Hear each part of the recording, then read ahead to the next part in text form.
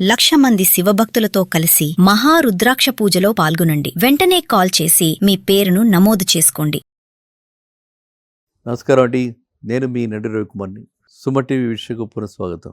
మన వ్యూయర్ అడుగుతున్నారు, రిజిస్ట్రేషన్ అయ్యిందంటే భూమి 100% సేఫ్ అని అనుకుంటున్నారా చెప్పండి. అది అనమాట. రిజిస్ట్రేషన్ అయినంత మాత్రంలో రిజిస్ట్రేషన్ చేయటానికి సబ్ రిజిస్ట్రార్ ఆఫీస్ చూసేది ఏంటి?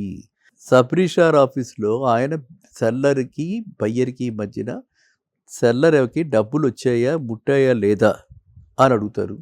అంతేగాని ఈ సెల్లర్కి హక్కులు ఉన్నాయా లేదా, సెల్లర్కి ఈ ఆస్తి ఎలా సంక్రమించింది, సెల్లర్ ఆస్తిపై ఏదైనా మార్ట్గేజ్లు పెట్టి ఎన్కంబరెన్స్ సర్టిఫికేట్ క్లియర్గా ఉందా లేదా, ఇవన్నీ స్క్రూటినీ ఆఫ్ డాక్యుమెంట్స్ వారు చెయ్యరు. ఫిజికల్గా ఆ ల్యాండ్ వారి చేతిలో పొజిషన్లో ఉందా, ఆ ఆస్తి ఎక్కడ ఉంది, ఇవన్నీ వారు ఫిజికల్గా అవన్నీ కూడా వారు చూడరు. కాబట్టి బయ్యర్ ఎవరైతే ఉన్నారో కొనుక్కుంటున్న వాళ్ళు మాత్రం ఖచ్చితంగా ఇలాంటి రిజిస్ట్రేషన్లు చేయించుకుంటున్నప్పుడు ఖచ్చితంగా వాళ్ళ పొజిషన్లో ల్యాండ్ ఉందా లేదా, ప్రాపర్టీ ఉందా లేదా, ఆ ప్రాపర్టీ పొజిషన్లోకి తీసుకోవాలి. వెంటనే రిజిస్ట్రేషన్ అయిన వెంటనే ఆ ప్రాపర్టీ పొజిషన్లోకి తీసుకుని అది మన కస్టడీలోకి మార్చుకోవాలి. 100% రిజిస్ట్రేషన్ అయిపోయింది కదా అని చెప్పి ప్రాపర్టీ ఓన్లీ కాగితాల వరకే, అది తప్ప మ్యూటేషన్ చేయించాలి. తర్వాత మ్యూటేషన్ అన్నది కూడా ఒక చట్టపరమైన చర్య. అంటే ఏంటంటే పాత సెల్లర్ పేరు తీసి బయ్యర్ పేరు ఆ స్థానంలో గనక రికార్డ్స్లో, రెవెన్యూ రికార్డ్స్లో గనక బదిలీ అయితే కాగితాల మీద రిజిస్ట్రార్స్ బుక్స్లో రిజిస్ట్రేషన్ ప్రకారంగా ఆ ల్యాండ్ మన పేరున ఉన్నట్టు. అంత మాత్రాన 100% మనం సెక్యూర్డా అంటే కాదు. ఎందుకు అని అంటే ఇవన్నీ నేనన్న ఈసీలు, ఫిజికల్ పొజిషను, ఎవరు ఇంతకుముందు ట్యాక్స్ కట్టారు, రిసీట్స్ కౌలుదారులకు ఇస్తే ఆయన కట్టాడా ఈయన కట్టాడా, ఇలా title flow for last 15 years చూసుకోవాలి. మినిమం అలా చూసుకుంటే అప్పుడు ప్లస్ ఈ మ్యూటేషన్ జరిగి ఈ లింక్ డాక్యుమెంట్స్ ఇవన్నీ కరెక్ట్గా ఉంటే అప్పుడు మాత్రమే మన ప్రాపర్టీ మనది అని ఎష్యూర్డ్గా ఉండొచ్చు.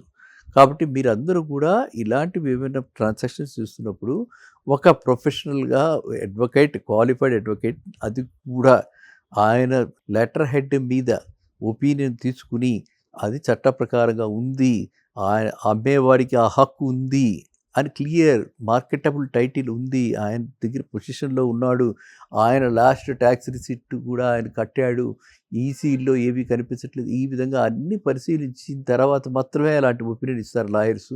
అండ్ ఏదైనా ఏ బ్యాంక్ వాళ్ళైనా సరే ఒక స్టాండర్డ్ ఫార్మాట్ ఒకటి తయారు చేశారు. ఆ స్టాండర్డ్ ఫార్మాట్లోనే అలాంటిది ఇస్తారు. కాబట్టి మీరంతా కూడా ఆ లీగల్ ఒపీనియన్ తీసుకున్న తర్వాతే సేల్ డీడ్లోకి ఎంటర్ కండి. కాబట్టి మీరు అడిగిన ప్రశ్న చాలా చక్కటి ప్రశ్న.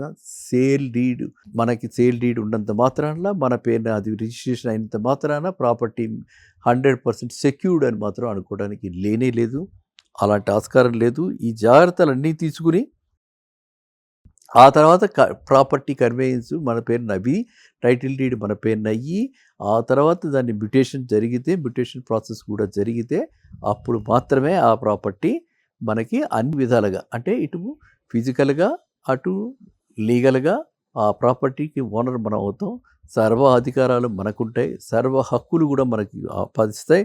కాబట్టి ఎవరు కూడా టైటిల్ లేని ప్రాపర్టీ, అంటే విత్ గుడ్ టైటిల్ లేని ప్రాపర్టీ కొనుక్కోకండి.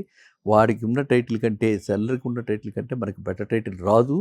కన్సిడరేషన్ ఒకటే కాదు, ఇవన్నీ ఫ్యాక్టర్స్ మీరు తీసుకోండి. సో ఈ సందేహం రావటం చాలా కరెక్టు. ఎందుకంటే మనం ఈ రీసెంట్ పాస్ట్లో చూస్తున్నాము, రేట్లు పెరిగిన దృష్ట్యా తెలంగాణలో మరీ ఎక్కువ అయిపోయినాయి ఫ్రాడ్స్. కాబట్టి రియల్ ఎస్టేట్ రంగంలో ఎవరు పెట్టుబడి పెడుతున్నా కూడా ఆచితూచి చక్కటి ప్రొఫెషనల్ అడ్వైస్ తీసుకుని మాత్రమే పెట్టుబడి పెట్టండి. ఇది రిజిస్ట్రేషన్లు చేసేస్తాము, రండి డబ్బులు కట్టేసేయండి రిజిస్ట్రేషన్ అయిపోతుంది అని అంటే మాత్రం అలా భ్రమలకు గురి కాకండి.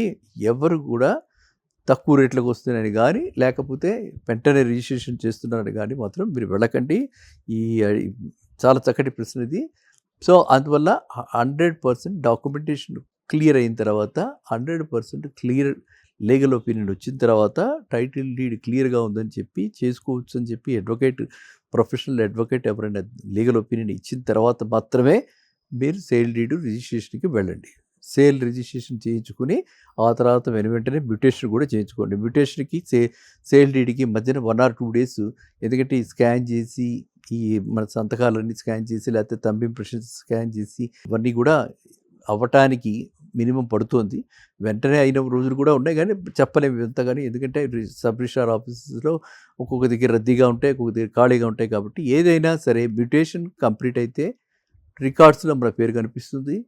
ఆ పేరు కనిపించిన తర్వాత ఈ టైటిల్ డాక్యుమెంట్స్ అన్నీ కూడా మనకి లింక్ డాక్యుమెంట్స్ అన్నీ కూడా మన దగ్గర ఉంటే మనము ఆ ప్రాపర్టీ లీగల్గా అండ్ ఫిజికల్గా ఓనర్ అవుతాం. సంపూర్ణ అధికారాలు మనకు ఆ విధంగానే వస్తాయి. కాబట్టి మీరందరూ కూడా ఎటువంటి తొందరపాటికి గురి కాకుండా ఏ మాత్రం కూడా అంటే ఏ నిర్లక్ష్యం అని అనుకుంటూ లేకపోతే జాప్యం లేకపోతే లోపం లేకుండా మీ అంతటా మీరు అన్నీ చూసుకుని సాటిస్ఫై అయ్యాక మాత్రమే రిజిస్ట్రేషన్ చేయించుకోండి ప్రాపర్టీ. ఓకేనా?